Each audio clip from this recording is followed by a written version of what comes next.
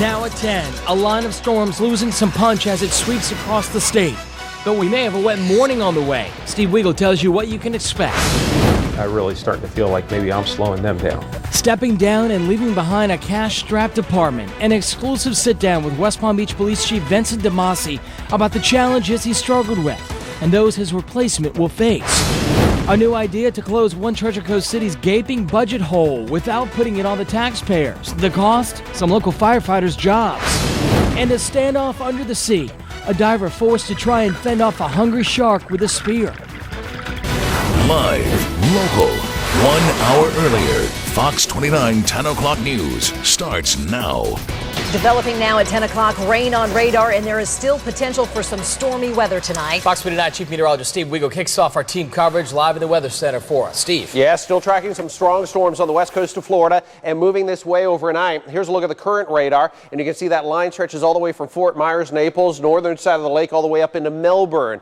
Now, it diminished somewhat during the evening, and in the last hour, the Storm Prediction Center, they downgraded that storm watch, the tornado watch that was in effect for the Treasure Coast. So that's no longer in effect. But that does not mean that we can't see strong or maybe even severe thunderstorms overnight. So overnight storms on the way, warm and humid, gusty winds and thunder. And it looks like the best timing now will be late overnight. Here's a look at the current radar. A couple of cells that I'm watching. This one should just miss northern Okeechobee County. A second one moving well to the north around Daytona and more back around Tampa. Things really slowed down during the day. And I want to give you a little timeline here of what we can expect as we head through the evening. It quiets down quite a bit, but there's Tuesday, tomorrow morning at 5:30 in the morning, a line working into Vero all the way down across the lake. And during the early morning hours, just before sunrise, it pushes into Palm Beach County with an isolated storm possible too, with some gusty winds and the potential for lots of lightning too. Now, why is everything going to flare up again, or at least have the potential to flare up again?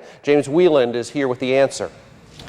Steve, thanks a lot. And what we have going on is a cold front back to our west starting to push through the state, but the upper level push behind it is still a little bit farther away. So we're still awaiting that to move on through. And that's when these start to match up, that's when we could see these storms really start to fire on up. The dry air pushing down to the south, slightly cooler air. We're not going to see a big cool down from this, but as this does push through, the tropical moisture hitting that too, the upper level boost is going to catch up, and that could mean thunderstorms for us. Now, the new timeline, like Steve was saying, was somewhere between 5 and 8 a.m. where we could see strong storms with wind gusts up to 60 miles per hour. Still the chance, though, of isolated storms overnight. We'll have more coming up in just a bit. And James, thanks. If you see weather happening in your neighborhood, please take a photo, send it to news@wflx.com. You can also share your photos on the Fox 29 Facebook page and on Twitter as well. New at 10, who will be the next top cop in the city of West Palm Beach? Tonight, a new search is underway for a permanent replacement for West Palm Beach Police Chief Vince DeMasi, who announced his retirement, and he's only talking to Fox 29.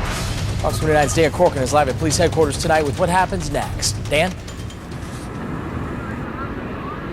Here for less than 2 years, DeMasi locked horns with the state attorney about being tougher on crime. He also complained that his department didn't have enough resources to get the job done. Tonight, he says he'll leave law enforcement for good. One piece of paper, 3 sentences, and West Palm Beach Police Chief Vince DeMasi breaks the news to the city. He's retiring. After 40 years in the business, you get a little tired. And these guys will work me to death. Less than 2 years after being hired, DeMasi sat down exclusively with Fox 29 to talk about his decision to walk away now. I'd like to do another year, but I don't think it would benefit the agency, and I don't think it would benefit the community. He says finding balance amid the bureaucracy, budgets, and old-fashioned police work has been overwhelming. Not something I asked for, not something I wish for, not something I want. Mayor Jerry Moyo and the city must now find a new top cop. We would not do another search because I want stability, and that's the reason why we're looking within. Assistant Police Chief Brian Cummerland will serve as interim chief until a permanent replacement is named. His top priority is filling the many police officer vacancies. Tough to do when there's fierce competition and too few dollars to go around. Despite all the changes, Cummerland says morale is not a serious issue. This will just be another transition, but they have nothing to be concerned about because we're moving in the right direction. We'll keep moving in that direction. DeMasi hasn't been here very long, and soon he's leaving. a choice he says is both professional and personal. I've got to do what's best for myself and my family. I miss my family tremendously. Well, DeMassi's retirement is effective on May 4th. He says that he hopes his assistant chief gets the permanent position. The mayor says a final decision should be made in the next few weeks. Reporting live in West Palm Beach tonight, I'm Dan Corcoran, Fox 29 News. Right now at 10, Port St. Lucie police are investigating an attempted kidnapping just feet from the police station. The victim is telling investigators that two men in a fluorescent red BMW tried getting into her car. It happened yesterday in the 400 block of Southeast Port St. Lucie Boulevard. Luckily, this woman was able to get away. If you have any information, though, you are urged to call Crime Stoppers. The number to dial is there on your screen. It's 1-800-273-TIPS. The U.S. Marshal's Office, meanwhile, has a new way of fighting crime. You can now text the Marshals tips anonymously. They won't see your name, they won't see your number, but they just might write back to you and ask some follow-up questions. To send them a tip, you just have to text tip 411 and enter the keyword USMFL.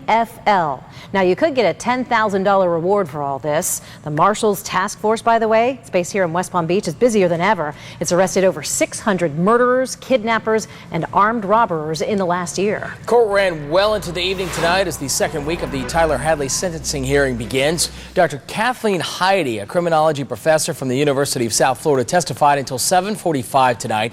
Dr. Heidi, who met with Tyler Hadley 6 times during the past 2 years, said Tyler Hadley was an immature youth who was severely depressed and had low self-esteem.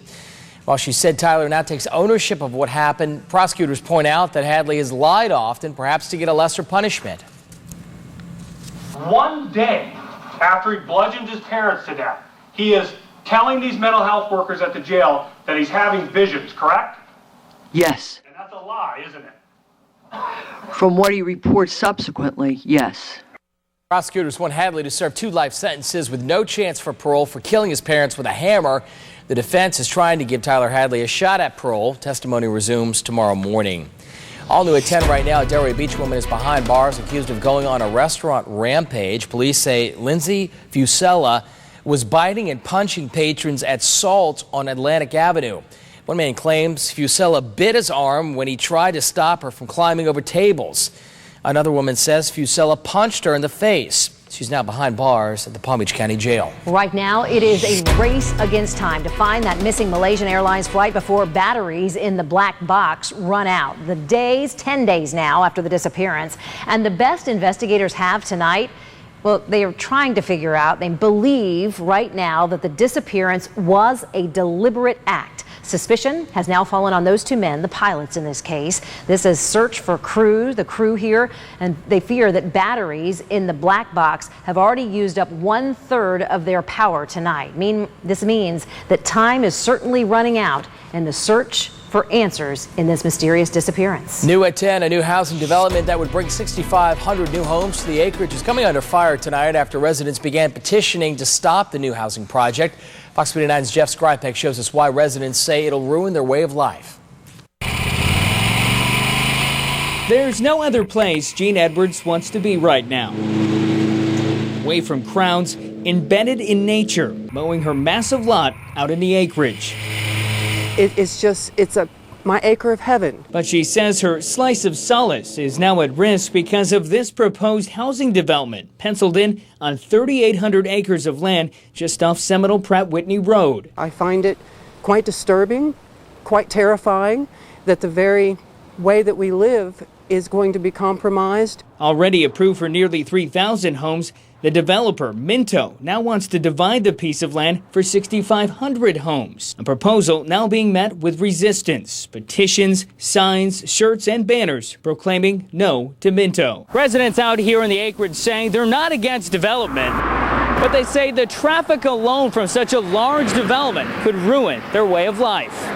Minto released this statement saying in part, Minto's proven experience and financial strength are great assets in creating well-designed, sustainable master plan communities that drive responsible economic and residential growth. Edwards says she understands Minto is out to make money, but for her, the acreage is her lifestyle. It's sort of a David and Goliath situation, and we know how that story ended, and I hope it ends the same way for us.